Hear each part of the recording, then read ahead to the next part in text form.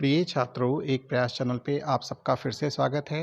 आज मैं आप सबके साथ सामान्य विज्ञान की श्रृंखला को आगे बढ़ाते हुए पार्ट 4 को डिस्कस करूंगा, जो कि 66वीं बीपीएससी परीक्षा के हिसाब से तो महत्वपूर्ण है ही, साथ ही अन्य जितनी भी परीक्षाएं, प्रतियोगी परीक्षाएं होती हैं, उन सभी के लिए भी यह अति महत्वपूर्ण है।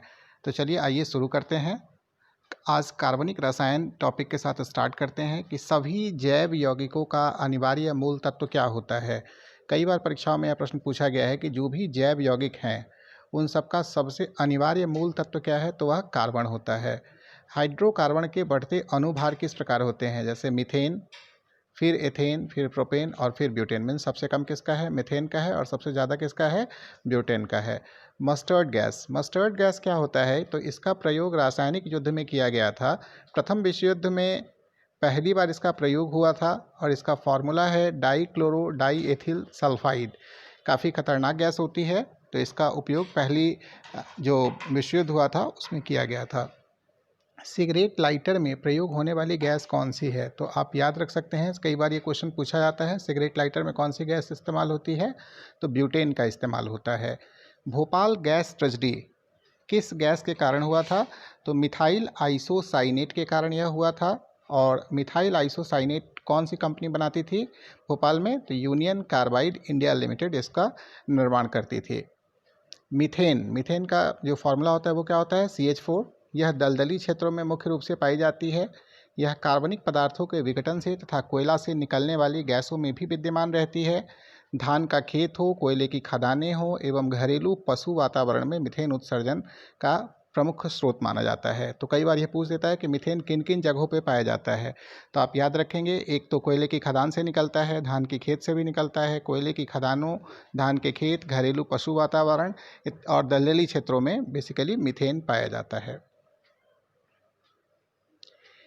यह भी प्रश्न कई बार पूछा गया है कि हाइड्रोजनीकरण के लिए सामान्यतः उत्प्रेरक के रूप में किस चीज़ का प्रयोग किया जाता है, तो निकेल एज ए उत्प्रेरक के रूप में, कैटलाइजिंग एजेंट के रूप में हाइड्रोजनीकरण में उपयोग किया जाता है। फल पकाने में किस रसायन का इस्तेमाल करते हैं, तो इथेफॉन या उसी को कैल्शियम कार्बाइड भी कहते हैं। यह एसिटिलीन का एजेंट होता है, या एथिलीन।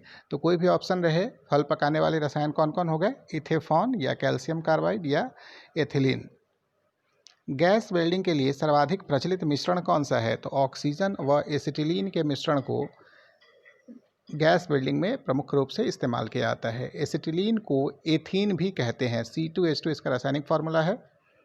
कैल्शियम कार्बाइड तथा पानी के मिश्रण से इसे प्राप्त किया जाता है। इसका प्रयोग प्लास्टिक निर्माण में कच्चे माल के रूप में भी किया जाता है।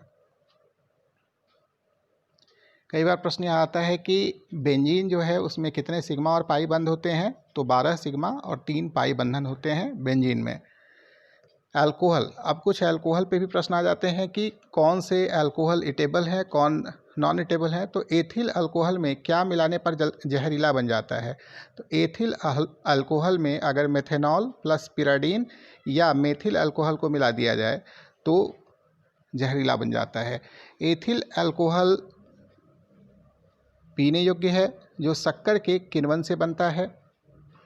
तो क्वेश्चन में कभी कभी आ जाता है कि कौन सा पीने योग्य है, एथिल अल्कोहल या मेथिल अल्कोहल, तो मेथिल अल्कोहल पीने योग्य नहीं होता है, एथिल अल्कोहल पीने योग्य है, जो कि शक्कर के किण्वन से बनता है। मेथिल अल्कोहल जो होता है वो विषैला होता है, मेथिल अल्कोहल विषैला होता है।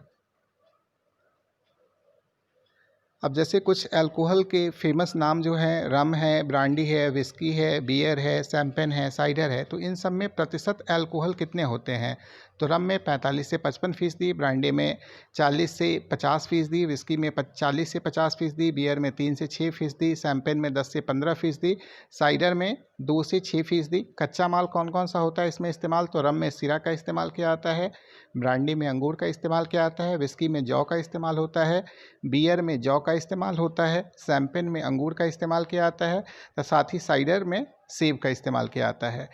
तो इन सारे प्रतिशत अल्कोहल और नाम के आधार पर अगर देखा जाए तो रम सबसे ज़्यादा अल्कोहलिक होता है, जबकि बियर सबसे कम अल्कोहलिक होता है। आइए अब बहुलक की चर्चा कर लेते हैं। प्राकृतिक रबर का बहुलक कौन सा है, तो आइसोप्रीन।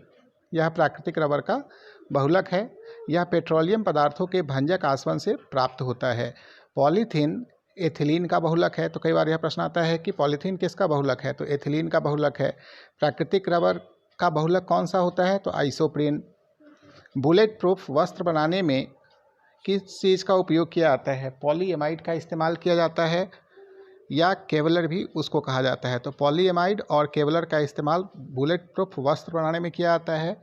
बुलेट प्रूफ खिड़की बनाने में किस चीज़ का उपयोग किया जाता है, तो पॉलीकार्बोनेट का इस्तेमाल किया जाता है।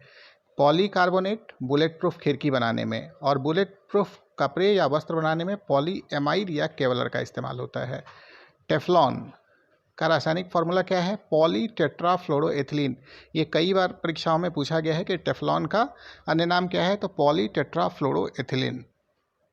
यह एक फ्लोरोकार्बन है जिसका उपयोग बर्तनों में न चिपकने वाले सतह के रूप में किया जाता है। तो टेफ्लॉन सतह वाले नॉनस्टिक जो बर्तन आते हैं, यूटेंसिल्स, उनमें इनका इस्तेमाल किया जाता है, जिसे पॉली टेट्राफ्लोरोएथिलीन के नाम से भी जाना जाता है। बर्तनों को चमकीला बनाने में कौन से पदार्थ उपयोगी होते हैं, तो silicon dioxide, aluminium, Al2O3, BaO, NaO, ZnO, ये सब कुछ पदार्थों के ऑक्साइड्स हैं जिनका उपयोग बर्तनों को चमकीला बनाने में किया जाता है। बेकेलाइट किन चीज़ों का मिश्रण है, तो बेकेलाइट, यह भी बहुत महत्वपूर्ण प्रश्न है कि बेकेलाइट किन चीज़ों का मिश्रण है, तो फिनॉल और फॉर्मेल्डिहाइड का मिश्रण है। लंबे समय तक कार्य करने पर मांसपेशियों में थकान हो जाती है, ऐसा क्यों होता है, तो लैक्टिक एसिड के संचय हो जाने के कारण अगर आप ज़्यादा कार्य करते हैं तो आपके जो मसल्स होते हैं वहाँ पे मांसपेशियों में थकान हो जाता है, जिसके इसका मुख्य कारण है लैक्टिक एसिड का संचय होना। नींबू में कौन सा एसिड मिलता है, साइट्रिक एसिड, और यह विटामिन सी की कमी को भी पूरा करता है। इमली में टार्टरिक एसिड, अंगूर में भी टार्टरिक एसिड मिलता है। सिरके की बात की जाए तो सिरका और अचार, इन दोनों में एसिटिक एसिड मिलता है। दूध में लैक्टिक एसिड, मक्खन में ब्यूटारिक एसिड, लाल चींटियों में फॉर्मिक एसिड उपस्थित रहता है। सेब में मैलिक एसिड उपस्थित रहता है। शीतल पेय या सोडा वाटर में कार्बोनिक एसिड की उपस्थिति रहती है। फोटोग्राफी में ऑक्जेलिक एसिड का इस्तेमाल किया जाता है। तो ये सभी प्रश्न कहीं ना कहीं परीक्षाओं में आ चुके हैं या अन्य आने वाले प्रतियोगी परीक्षाओं के दृष्टिकोण से बहुत ही महत्वपूर्ण है। अब कुछ विस्फोटक पदार्थों की बात कर लेते हैं। तो नाइट्रोक्लोरोफॉर्म का उपयोग निश्चेतक के रूप में ऑपरेशन के पूर्व मरीज को बेहोश करने में इसका उपयोग किया जाता है। खदानों में विस्फोट का कारण क्या होता है, तो मीथेन प्लस वायु का जो मिश्रण होता है, कई बार कोयला खदानों में विस्फोट हो जाता है। इसका मुख्य कारण क्या है, अभी आपने पीछे देखा कि कोयला खदानों से मीथेन गैस निकलती है, और अगर वायु के साथ इसका मिश्रण बन जाए तो यह विस्फोट का कई बार कारण भी बन जाता है। TNG, इसे नोबल तेल भी कहा जाता है, जिसका रासायनिक नाम क्या है, ट्राई नाइट्रोग्लिसरीन। यह एक प्रकार का विस्फोटक है। RDX का नाम क्या होता है, full form, research department explosive, जिसे C3H6N6 और O6 फार्मूला है। साइक्लोरोट्राईमेथिलीन ट्राईनाइट्राएमीन इस नाम से इसे जाना जाता है, या साइक्लोनाइट के नाम से भी जाना जाता है, या हेक्सोजन के नाम से जाना जाता है, या T4 के नाम से।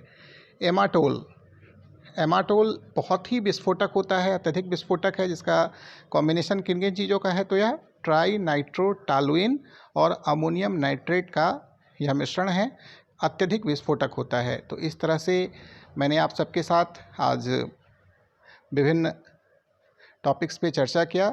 मिलते हैं अगले वीडियो में, पार्ट 5 में।